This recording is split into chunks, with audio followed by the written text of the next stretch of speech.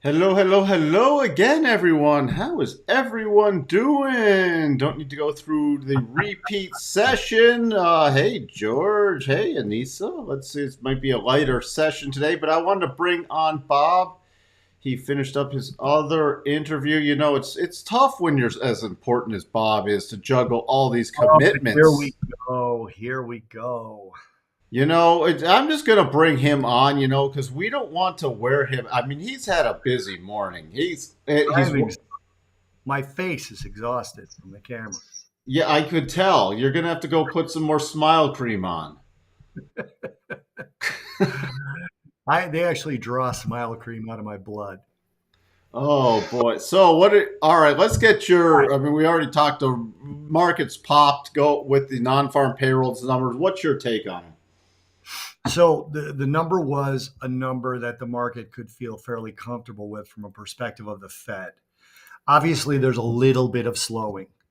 I think a lot of people will immediately jump to that 3.7% unemployment rate, but that's not as bad when you consider that there was a rise in the labor force participation rate. Now, I haven't done the calculations one to one to see whether that's the exact reason why we went up 0.2%, but it's some of it, if not all of it. Okay. People who had decided that they didn't have, there was no job in the world for them, have now decided there is. Now, according to the JOLTS jobs data, there's plenty of jobs for those people. So they should be able to find them pretty quick, and that unemployment rate should fall. But we are seeing layoffs. I think, George, it was you, maybe it was somebody else who was pointing out some layoffs yesterday in yesterday's live stream. We are seeing layoffs, but the slowdown is starting to hit employment. We had a beat on the headline number, as you guys know, but it was still over 200,000 less than last month. Last month's was revised lower, only 2,000 jobs, so not a really big thing, but it was revised a little bit lower. Two interesting points to take from this.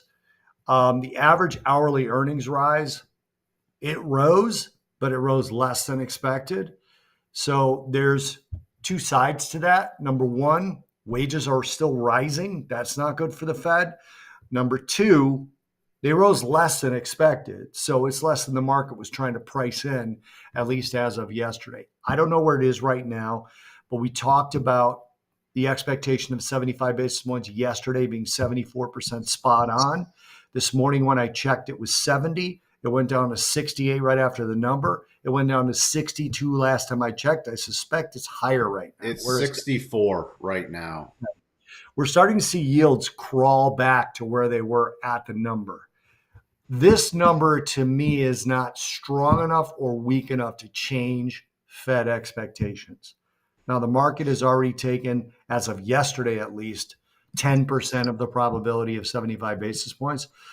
But I suspect we'll be off the highs on equities before the day is over. Good to see you too, Coco. I suspect we'll be off the highs in equities. I'm not trading it because I don't have a signal to that effect, but that's just my guess based off of this number. I think this number was comforting to people who want a pause or a pivot. I think it was a little bit comforting, but we still have wages rising. We still have a very strong jobs market according to this particular set of numbers. So that's my take on this. Watch yields. Yields were lower directly after the number.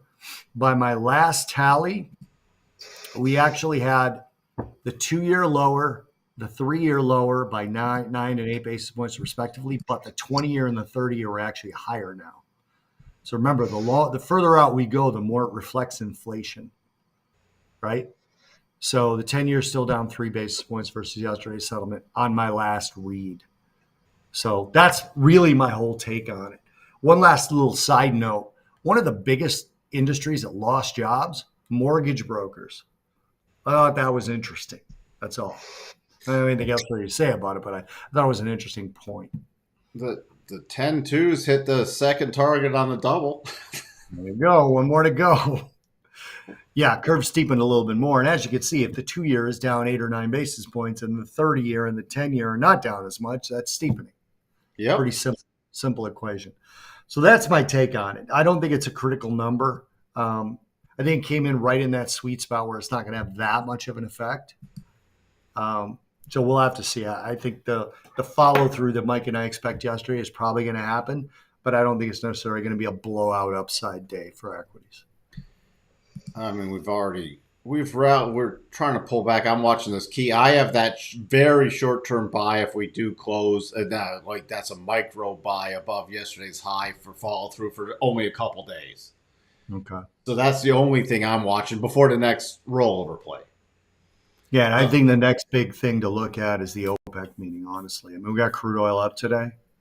We got I suspect, I don't know. I don't know what to say about that. I suspect there'll be some pretty harsh language at least. I don't think they'll do anything, but I really am expecting some harsh language out of OPEC.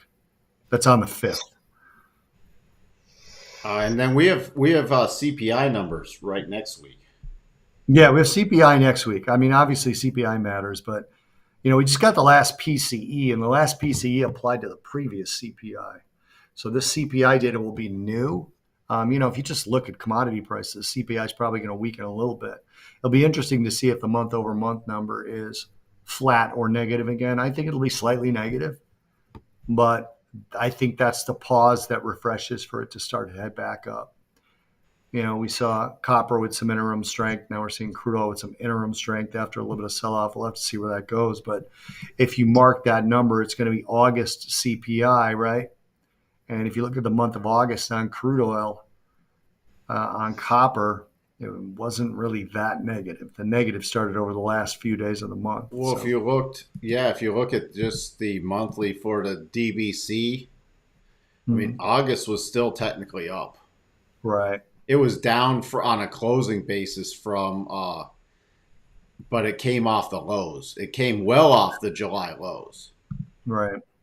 So it's interesting here to see where it is, but it's basing right there. So, commodities aren't really breaking down. They're more in a trading range now. No. So if we do get a pullback, it's not going to be like earth shattering. Right. Hey, Coco, to your point here, it already affected the markets a little bit. Generally, the first move after non-farm payrolls is wrong. That's somewhere in the 75 to 80% probability statement that the first move after non-farm payrolls is wrong. We're kind of seeing that on this chart right here, right? So I don't think it's not going to affect the market. I just don't think it's going to affect the market all that much.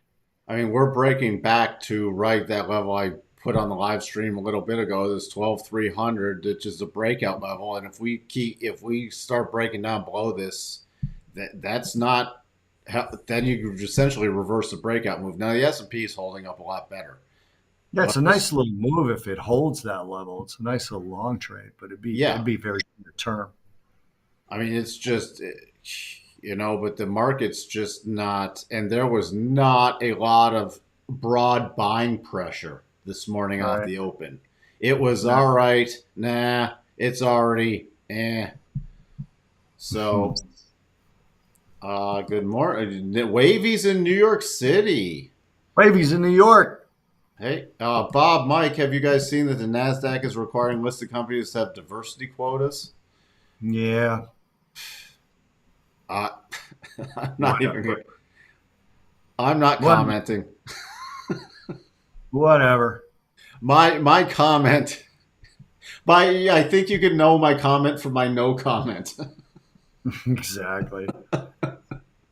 All right.